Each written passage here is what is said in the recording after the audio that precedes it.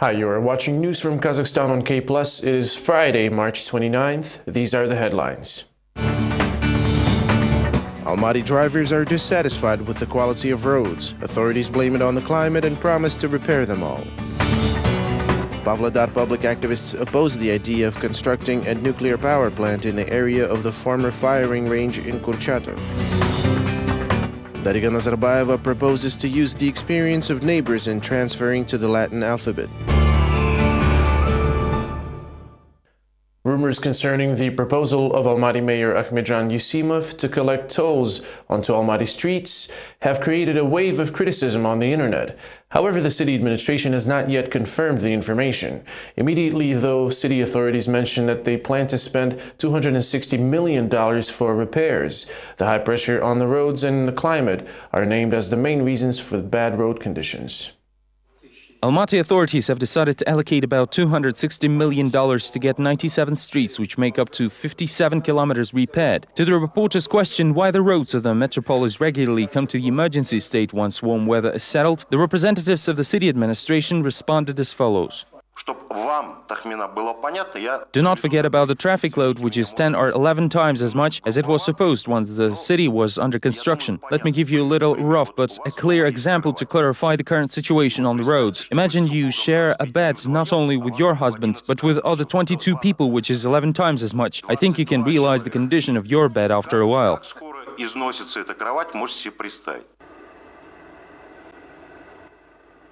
All Almaty drivers can be considered extreme going round all those potholes and open sewer manholes.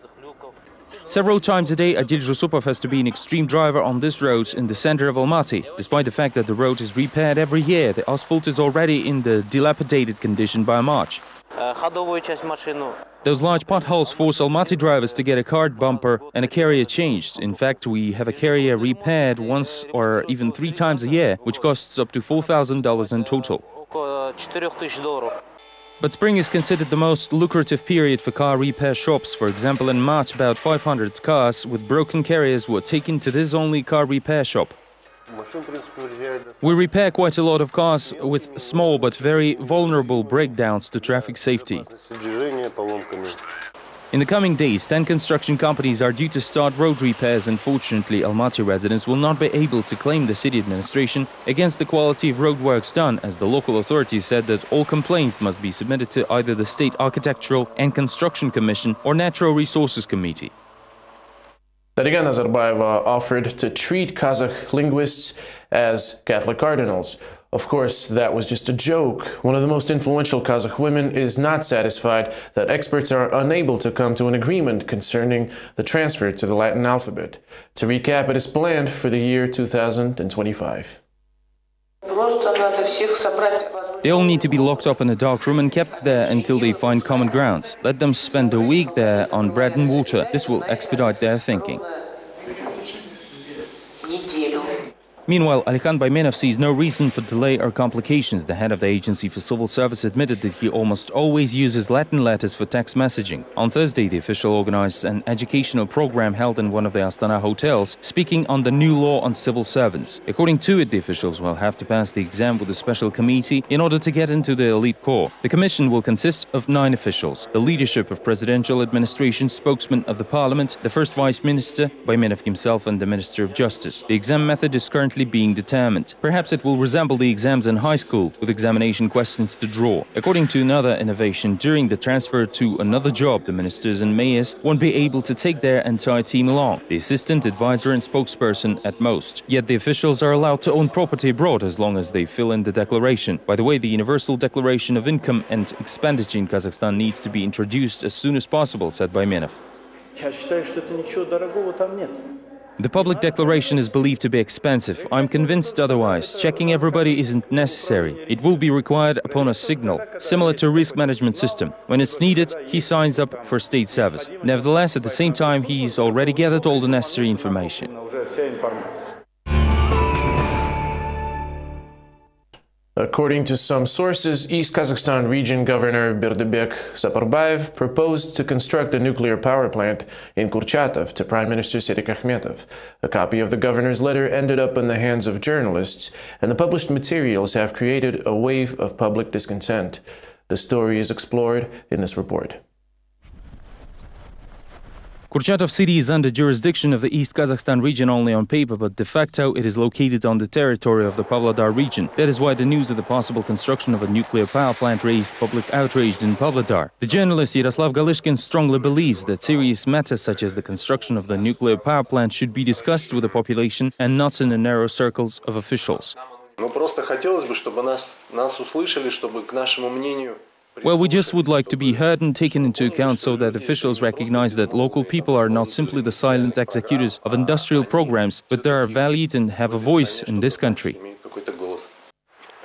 The ecologist Yuri Pavlenko shares the same view. According to him, the construction of the nuclear power plant will lead to sharp increase of oncological illnesses among Pavlodar residents. In addition, the experts believe that the construction of the power plant is economically unjustified. 1 kilowatt per hour of electricity generated by the nuclear power plant is worth 14 cents. But for instance, the wind power generators produce electricity for 5 to 7 cents. That means there will be no investments. According to scientists, the nuclear power working at its peak capacity is not dangerous. However, the chances of accidents at nuclear power plant pose much bigger threats. Disposal of nuclear waste is also another important issue, but that is not all, experts believe. Even the smoothly functioning nuclear power plant may not be necessarily the problem of the current generation, but it could turn into one for future generations, since once they face the issue with the deactivation of nuclear power plant, the solution will cost a fortune. The first nuclear and thermonuclear bombs of the USSR were tested near Kurchatov. This is the city where, according to Soviet press, the nuclear shield of the Soviet Union was forged. Now, apparently, the city may well be first site of the independent Kazakhstan for testing with a peaceful use of nuclear power. The threats associated with the tragic events in the Kazakhstan Border Patrol Agency must be resolved with joint efforts. That was the offer made by Russian border guards during a meeting of heads of border patrol agencies among CIS and Central Asian countries in Astana. Representatives of participating states discussed joint measures to combat terrorism as well as illegal drug and arms trafficking. The movement of labor migrants and smuggling remain on top of main problems lists. When asked by reporters to comment on the recent series of accidents, including the tragic events in Arkan-Kergen outpost border patrol forces plane crash and the death of the NSC's border guard service academy head Talgat Yesetov, the Russian security forces representative Nikolai Kozik said that official Kremlin drew certain conclusions after closely watching the situation.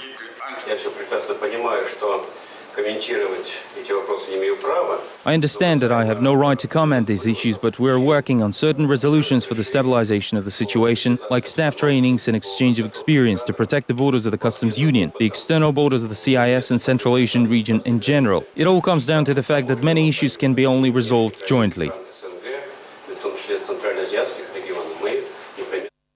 The Interior Ministry proposes to disarm the population and let police to shoot on sight.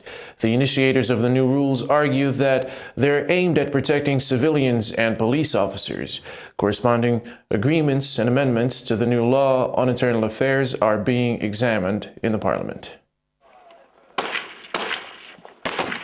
On Thursday, the MPs, politicians and public figures discussed a very controversial issue of whether to authorize the police to shoot on sight. Deputy Minister assured that the measure is introduced solely to protect the citizens and shall be used only as a last resort.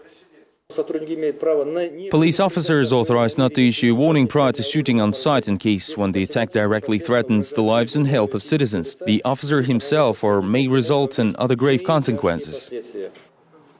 While authorizing the police to use firearms on one hand, the Interior Ministry is suggesting to completely seize the non-lethal weapons from the population on the other. The ministry refers to alarming statistics according to which there were almost 800 crimes committed in the past 5 years with the use of non-lethal weapons. The members of the council immediately assailed the law enforcement officials with legitimate questions.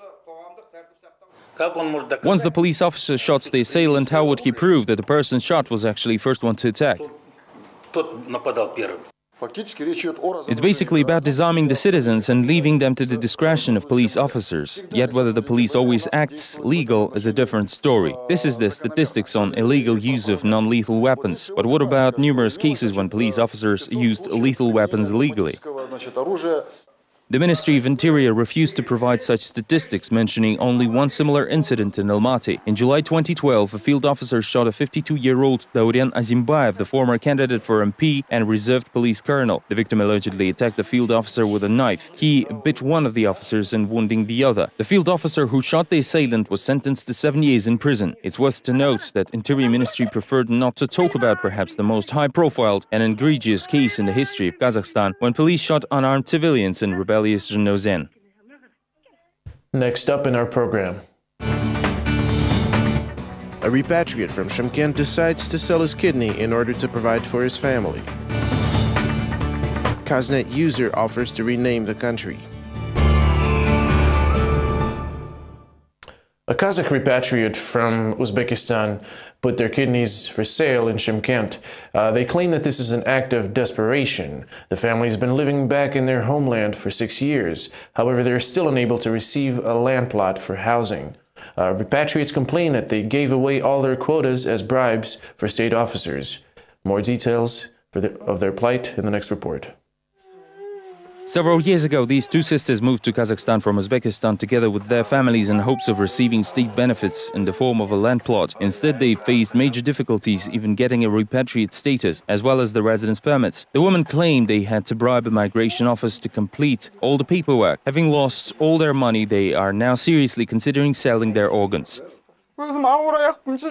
First, I wanted to sell my kidney, but my husband forbade me to do so since I'm pregnant. We're living in complete poverty after moving back to our motherland. We don't even have enough money to buy bread and can be thrown out on the street at any moment. The authorities just keep lying to us.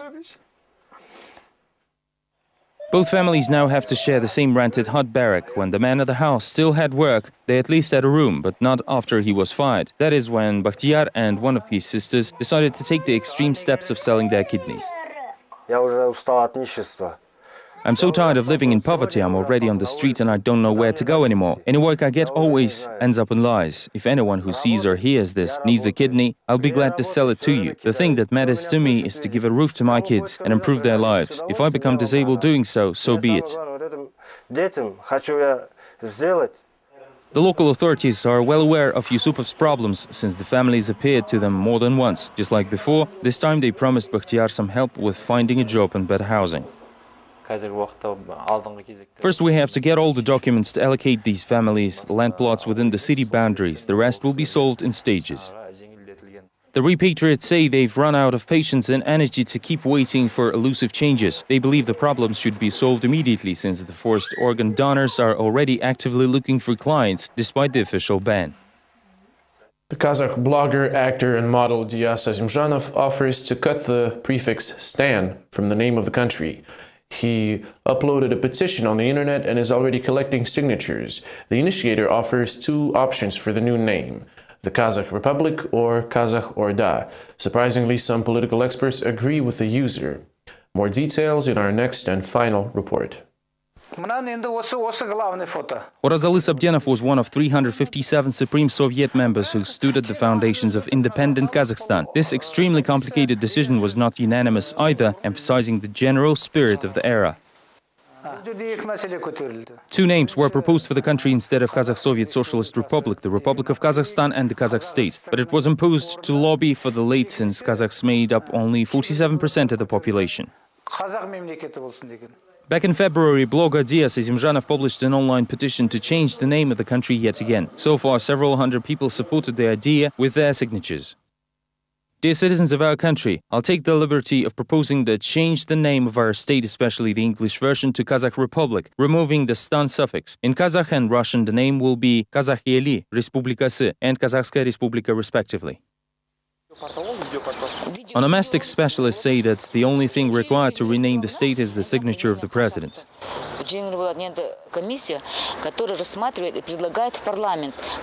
Such decision is made at the highest state level. The National Onomastic Commission that reviews the matter and later submits it to the parliament together with the working group undertakes all the preparations and presents its results to the president for approval. This can take years on end.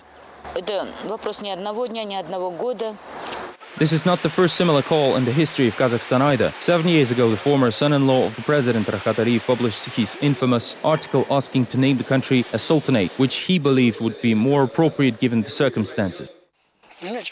Honestly, the suffix of stan doesn't bear positive association since it places Kazakhstan in the same basket with other questionable and controversial countries like Pakistan and Turkmenistan. In the meantime, Orazalis Abdenov, who once again already picked the name of Kazakhstan, now also believes it is time to rename the state into Kazakh Republic. It is expected that the true reason behind DS Azimzhanov's petition will be revealed in the nearest future. That is all we have time for now. Thank you for watching. See you tomorrow.